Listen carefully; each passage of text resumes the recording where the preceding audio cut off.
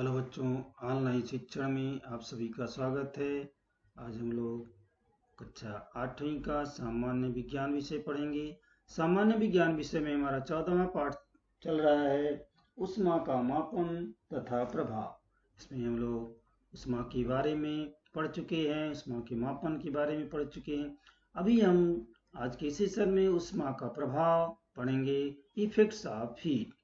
तो जो है इसमें हम आकुंचन, प्रसरण, पदार्थ की अवस्था परिवर्तन जो है इस पाठ में हम पढ़ेंगे। प्रसरण के विषय में अधिक जानकारी हम प्राप्त करेंगे। पदार्थ की अवस्था परिवर्तन जो है हम पढ़ चुके हैं पिछली कक्षाओं में। यहाँ पर हम इसको और अधिक विस्तृत रूप से देखेंगे। प्रसरण एक्सपेंशन क्या होता है? किसी भी पदार्थ को उष्मा देने पर उसके तापमान में वृद्धि होती है, उसी प्रकार उसका प्रसरण होता है। होने वाले प्रसरण उसके तापमान में होने वाली वृद्धि पर निर्भर होता है। उष्मा के कारण ठोस, द्रव और गैस ऐसे सभी पदार्थों का प्रसरण होता है। ठोस का प्रसरण एक्सपेंशन ऑफ सॉलिड्स देखेंगे। इनका एक रेखीय प्रसरण लीनियर एक्सपेंशन। ठोस का एक रेखीय प्रसरण अर्थात तापमान में वृद्धि के कारण तार अथवा छड़ के रूप में ठोस की लंबाई में होने वाली वृद्धि एक जो होता है इसको L1 लंबाई वाले छड़ का तापमान T1 से T2 तक बढ़ने पर उसकी लंबाई L2 होती है। तो छड़ की लंबाई में होने वाली वृद्धि यह छड़ की मूल लंबाई और होने वाले तापमान में वृद्धि का जो है ये डेल्टा टी बराबर होता है T2 माइनस T1 का अनुपात होता है। अर्थात लंबाई में होने वाला परिवर्तन निम्न सूत्र द्वारा लिखते हैं। लंबाई में होने वाला परिवर्तन थीटा यानी मूल इकाई गुणे तापमान में परिवर्तन, इसको हम इस तरह लिखते हैं। इसलिए L2 minus L1 theta L1 गुणे जो है हम यहाँ पर इसको कर सकते हैं T डेल्टा टी। तो यहाँ पर हो गया, इसलिए L2 माइनस L1 बराबर यहाँ पे इस चिन्ह को हम लंबड़ा कहते हैं, लंबड़ा गुणे L1 गुणे जो है डेल्टा टी। ये जो है हमारा छठा सूत्र हो गया। इसलिए L2 बराबर L1 ब्रैकेट में 1 प्लस लैम्बडा और जो है डेल्टा टी, ये हमारा सातवां सूत्र हो गया। तो यहाँ पर जो ये चिन्ह है ये लैम्बडा, यह स्थिरांक है, उसे पदार्थ का एक रेखीय प्रसरण कहते हैं। तो भिन्न भिन्न पदार्थों का प्रसरणांक जो होता है भिन्न भिन्न होता है। जो है ये सूत्र से दिखाई देता है कि दो पदार्थों के तापमान लंबाई वाले छड़ों का तापमान समान परिमाण में बढ़ने पर अर्थात डेल्टा टी समान रखने पर जिस पदार्थ का प्रसरणांक अधिक होता है वह पदार्थ अधिक प्रसरित होगा और उस पदार्थ की लंबाई में अधिक वृद्धि होगी। उपर्युक्त सूत्र के से हम जो है पदार्थ का प्रसरणांक जो है निम्नलिखित प्रकार से लिख सकते हैं। लंबड़ा बराबर L2 माइनस L1 बटे L1 थीटा L1 जो है यहाँ पे डेल्टा टी। ये हो गया आठवां सूत्र। अर्थात प्रसरणांक यह इकाई लंबाई वाले छड़ का तापमान इकाई से बढ़ने पर उसके लंबाई में होने वाला परिवर्तन दर्शाता है। तो उपर्युक्त सूत्र से ऐसा दिखाई देता है कि प्रसरणांक की इकाई तापमान की इकाई के प्रतिलोमानुपाती होती है, अर्थात 1 डिग्री सेल्सियस होती है।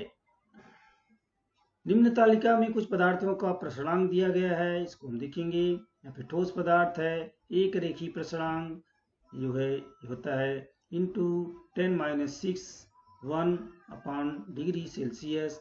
द्रव पदार्थ का यहाँ पे दिया गया घनी प्रसरणांक होता है गुणे 10 माइनस 3 ब्रैकेट में 1 अपॉन डिग्री सेल्सियस। गैसीय पदार्थ है, इसका प्रसरणांक इंटू 10 माइनस 3 ब्रैकेट में 1 डिग्री सेल्सियस, इस तरह से इसको दिखाया गया है। पहला है तांबा, तांबा का 17, एल्युमिनियम का 23.1, लोहे का 11.5, चांदी का 18। द्रव पदार्थ में अल्कोहल है, इसका 1.0, पानी का 0.2, पारा का 0.2, क्लोरोफॉर्म का 1.3। इसी तरह गैसीय पदार्थ का हाइड्रोजन का है 3.66, हीलियम का है 3.66, नाइट्रोजन का है 3.67, सल्फर डाइऑक्साइड का है 3.90। तो कुछ पदार्थों के प्रसरणांक जो है आपने देखा, कुछ उदाहरण हम देख सकते हैं। एक आधे मीटर लंबाई वाले स्टील की छड़ का तापमान 60 डिग्री सेल्सियस से बढ़ने पर उसकी लंबाई में कितनी वृद्धि होगी। स्टील का एक रेखीय प्रसरणांक यहाँ पे दिया गया है 0.0000131 डिग्री सेल्सियस है, यहाँ दिया गया है। अब इसके आधार पर इसको देखेंगे। दिया गया क्या है, छड़ की मौलिक लंबाई 0.5 मीटर दिया गया है और तापमान में वृद्धि है 60 डिग्री सेल्सियस। लंबाई में वृद्धि कितना होगा, तो जो है इसको डेल्टा एल निकालना है, तो सूत्र 6 से इसको निकालेंगे। डेल्टा एल बराबर लंबड़ा गुणे L1 गुणे डेल्टा टी बराबर 0.0000013 गुणे 0.5 गुणे 60 बराबर हो जाएगा 0.00039 मीटर। तो इस तरह से लंबाई में हुई वृद्धि हो गया 0.039 सेंटीमीटर। इसको हल करेंगे तो ये हमारा उत्तर आएगा 0.039 सेंटीमीटर। ठोस का प्रतलीय प्रसरण, प्लेनर एक्सपेंशन ऑफ सॉलिड्स। ठोस के एक रेखीय प्रसरण के अनुसार ही ठोस के चद्दर का तापमान बढ़ाने पर उसका क्षेत्रफल बढ़ता है, उसे ठोस का प्रतलीय प्रसरण कहते हैं। यह जो है निम्नलिखित सूत्र द्वारा बताया जा सकता है। A2 बराबर A1 यानी 1 प्लस थीटा डेल्टा टी, जो है 9वां सूत्र हो जाएगा। यहाँ पे डेल्टा टी यह तापमान में परिवर्तन होकर के A1 और A2 यह ठोस के चद्दर का प्रारंभिक और अंतिम क्षेत्रफल है। यहाँ पे सिग्मा यह पदार्थ का द्विघाती या प्रतलीय प्रसरणांक है। तो ठोस का घनी प्रसरण, वॉल्यूमेट्रिक एक्सपेंशन ऑफ सॉलिड्स। ठोस के चद्दर जैसे ठोस के त्रिमितीय टुकड़े को उष्मा देने पर उसका सभी ओर से प्रसरण होता है और उसके आयतन में वृद्धि होती है। इसे ठोस का घनी प्रसरण कहते हैं। इसका सूत्र हम इस निम्नलिखित प्रकार से लिख सकते हैं। V2 बराबर V1 1 plus B delta T, यानी ये 10वां सूत्र हो गया। यहाँ पे डेल्टा टी यह तापमान में होने वाला परिवर्तन होकर के V2 और V1 यह द्रव ठोस का अंतिम तथा प्रारंभिक आयतन है। यहाँ पे B जो दिखाया गया है इसको बीटा कहते हैं। यह द्रव ठोस का प्रसरणांक है, इसको B से बीटा दिखाया जाता है। कुछ जानकारी आपको यहाँ पे दी गई है, जान लीजिए। तुमने रेल पटरी देखी है क्या? रेल पटरी तो सब लोग देखे होंगे। वे लंबी ही लंबी हैं, एक साथ जुड़ी नहीं होती हैं। लंबी तो हैं आप देखेंगे, लेकिन दो पटरी जो है जब जोड़ी जाती हैं तो उसको आप देखेंगे उनके जो है दो पटरियों को जोड़ने के लिए बीच में कुछ स्थान छूटा रहता है। कुछ निश्चित दूरी पर उसमें थोड़ी सी दरार रखी जाती है, अर्थात तापमान में होने वाले परिवर्तन के अनुसार उनकी लंबाई कम या अधिक होने में मदद होती है। जब अधिक तापमान होता है तो उनकी लंबाई बढ़ जाती है, तो दरार रखने से वो जो है वो दरारें भर जाती हैं और इसलिए जो है रेल पटरी टेढ़ी नहीं होती है। अगर उसमें जगह नहीं छोड़ी जाएगी तो शायद जो है रेल पटरी टेढ़ी हो जाएगी और दुर्घटना हो सकती है। तो यह दरार रखी नहीं तो ऊष्मा के कारण प्रसरित हुई पटरी टेढ़ी होगी और दुर्घटना होने की संभावना होती है।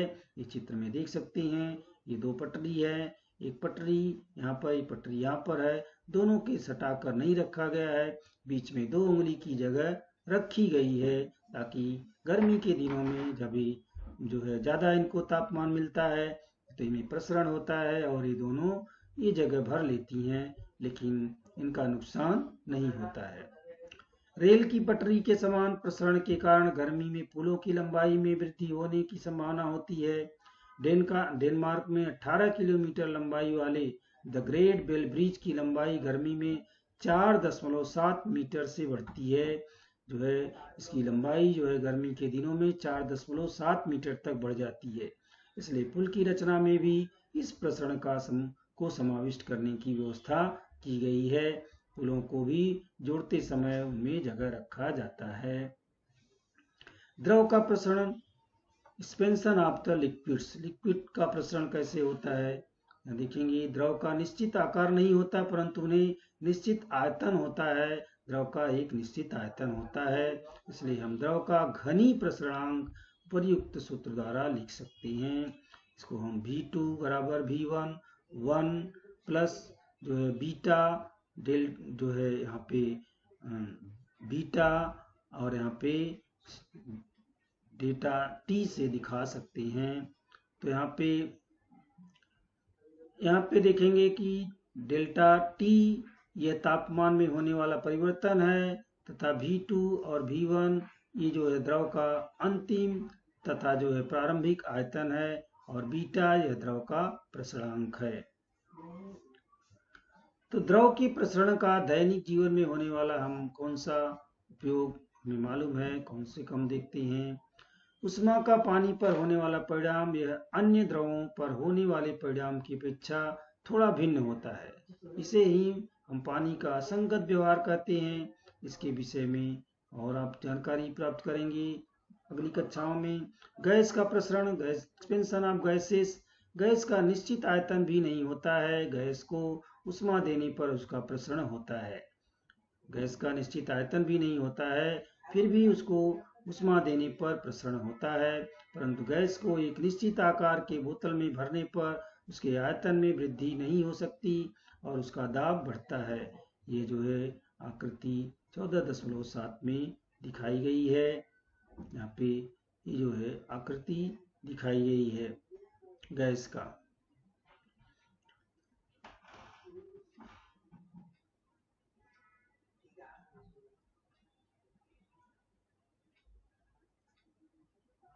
घनत्व बराबर होता है द्रव्यमान बटे आयतन। इस सूत्र के अनुसार बंद बोतल में गैस के तापमान में वृद्धि करने पर उसके आयतन का क्या परिणाम होगा। इसी तरह से बोतल बंद न होने पर और उसमें सरकने वाली छड़ बैठाने पर गैस के आयतन पर कौन सा परिणाम होगा। तो जिसके कारण दाब स्थिर रहकर गैस के प्रसरण का मापन करते हैं। इस प्रकार के प्रसरणांक को स्थिर दाब प्रसरणांक कहते हैं। वह हम निम्न सूत्र द्वारा लिखते हैं। V2 बराबर V1 1 plus beta delta T, इस तरह से बराबर हो जाएगा 2L। यहाँ पे डेल्टा T तापमान में होने वाला परिवर्तन होकर V2 और V1 ये गैस के समान दाब पर अंतिम और प्रारंभिक आयतन है और यहाँ पे बीटा गैस का स्थिर दाब प्रसरणांक है। तो गैस को उष्मा देने पर उसका घनत्व कम होता है। इसका उपयोग हम जो है आप जानते हैं, आकृति 14.1 में दिखाया गया है। तो इस तरह से आज का सेशन यहीं पे समाप्त होता है। स्वाध्याय हम दूसरे सेशन में देखेंगे। धन्यवाद।